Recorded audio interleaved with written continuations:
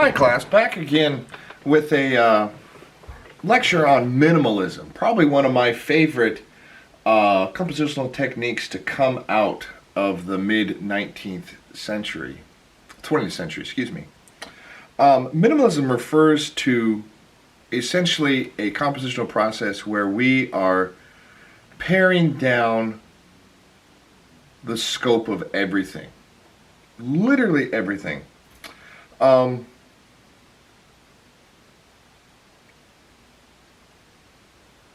Minimalism essentially is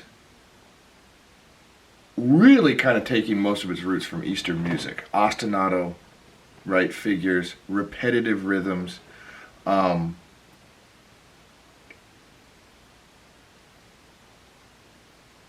diatonic uses of scales, right? The book goes on to talk about return to tonal elements and diatonicism, as well as the use of restricted pitch materials, static harmony, and rhythmic elements inspired by Eastern music. There you go. Three American composers most closely identified with minimalism: Terry Riley, right, Steve Reich, Philip Glass. I'd like to add one more, a recent composer, John Adams, right, is a great composer that writes a lot of minimalistic works, right? Example 28-3, Terry Riley's In C, right? The first 15 of 53 figures, right? The 53 figures of this composition are to be played in order and in tempo by an ensemble that may consist of any number of players, right? So this is kind of aleatoric too, isn't it? Chance. These things are left up to chance. So we can start to see a crossover between some of these techniques, right? Can we have prepared piano, an aleatoric prepared piano that's minimalistic? Yeah, absolutely we can. Or can we just have one aspect? Can we have completely everything written out, nothing left to chance, not anything crazy texture, but it still be minimalistic? Yeah, John Adams does it all the time, right? Okay, each player decides for himself or herself, 1, when to enter, and 2, whether and how often to repeat each figure.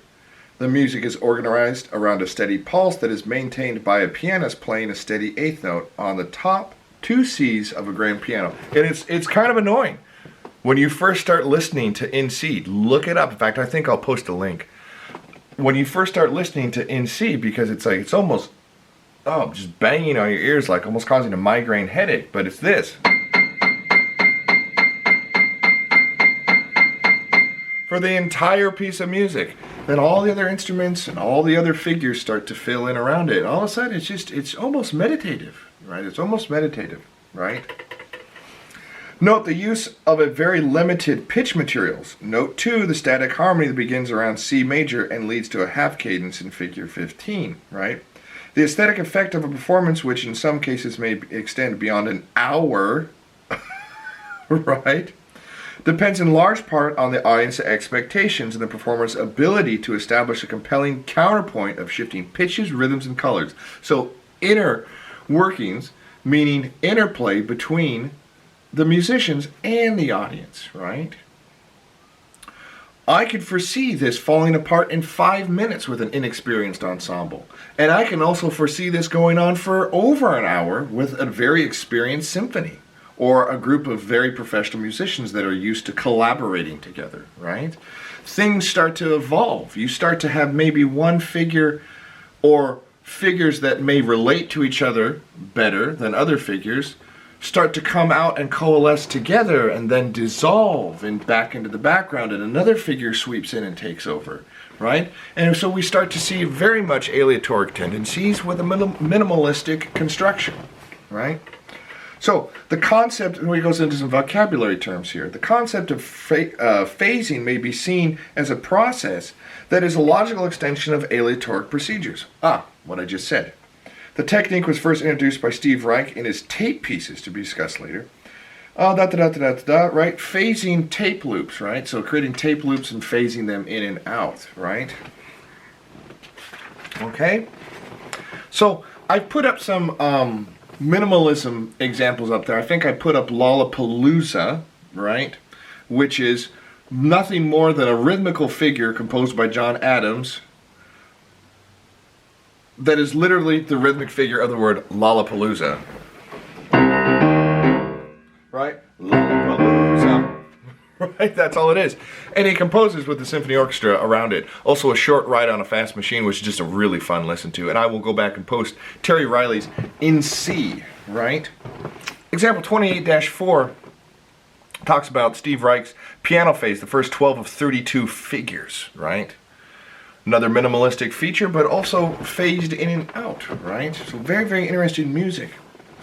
So I'll let you guys read 28-5, but directions performance. Read through here a very, very detailed performance of how this should go, where certain elements of the piece of music are very much determined and certain elements are very much left up to chance, right? Another good composer, we talked about Philip Glass, right? Opera trilogy, Einstein on the Beach, right? And his film scores, right, are a testament to the popularity of the staying power of minimalism, right? I think you guys all heard of drum circle. Kind of an example of minimalism. Someone starts a beat and everything starts to kind of coalesce and people kind of branch out with their own rhythms. That might make the drum circle evolve and come back.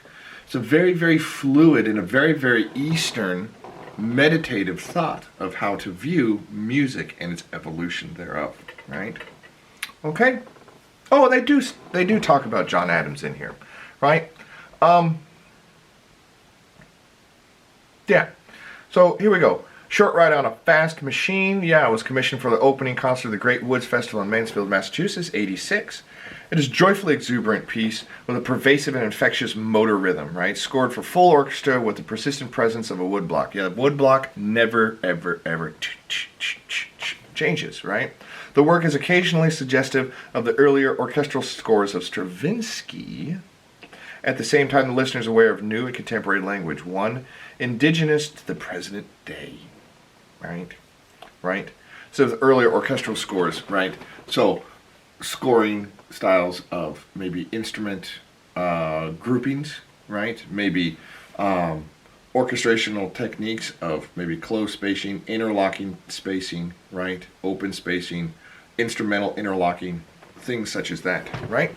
So take a listen to those examples on the Canvas page.